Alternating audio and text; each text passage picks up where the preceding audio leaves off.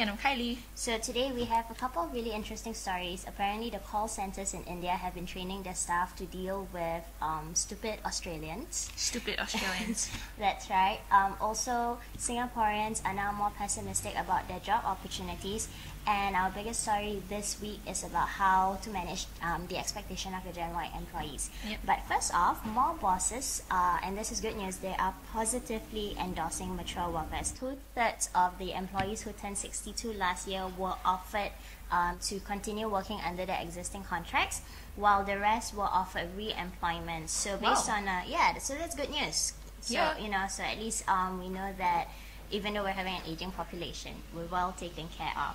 So there was also a significant increase in the number of employers who offered a re-employment contract 2 months in advance before their employees were due for retirement. And it was reported that companies in the private sector are doing very well doing this, keeping up with all the specific requirements they need to do re-employment. So good news all around. Yeah, it looks like we'll be working for a long time to come. If you put it, if you look at it that way.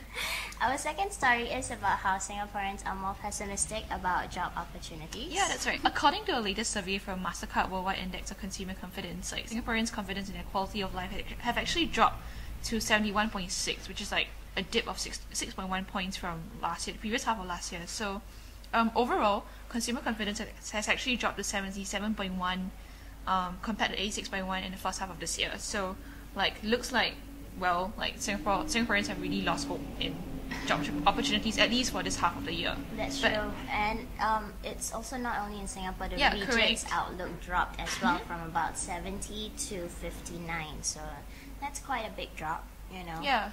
Hopefully the economy picks up really soon, even Or more so. Yeah, or at least people remain more optimistic about Yes, that's life right. and Don't job give up. opportunities. Speaking of concerns, employers are worried about rising wages in Singapore. So more foreign talent are of course coming into Singapore, and employers are worried that it would affect their payroll because of all the contracts and all that. True. About 40% of employers are worried as hiring continues to be very aggressive, and nearly 2/3 will actually maintain their headcount for the next 3 months, while about a quarter plan to increase the number of staff. So most of the companies who said they will be recruiting have reported that it would be between 5 and 10%. So, I think most of them are looking for middle management. Right, which is good news for Singaporeans actually. That's true, because we are getting more fresh graduates. So good news there.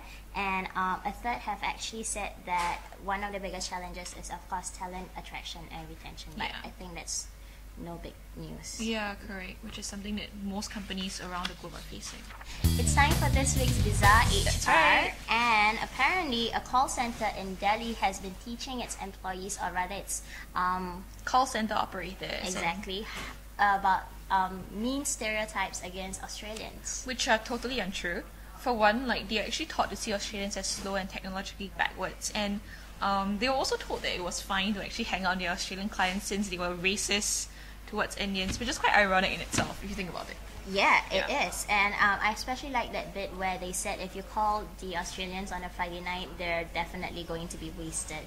Yeah. So, while it's good to keep your employees aware of cultural differences and maybe how to manage different countries and different cultures, I don't think it's very fair, or it's actually not fair at all, to dish out stereotypes and tell your employees it's okay to treat someone else really Especially if badly. they're ridiculous and untrue. I mean, people all around the globe could be drunk on Friday nights, not just Australians. Exactly. Yeah. So, if you're an employer of a call center, or if you have customer-oriented staff, tell us how you train them, or how you Coach your staff to and deal with educate cultural them. differences. Exactly. And maybe we can share better practices next week. Yeah, we promise we won't broadcast any of your horror stories.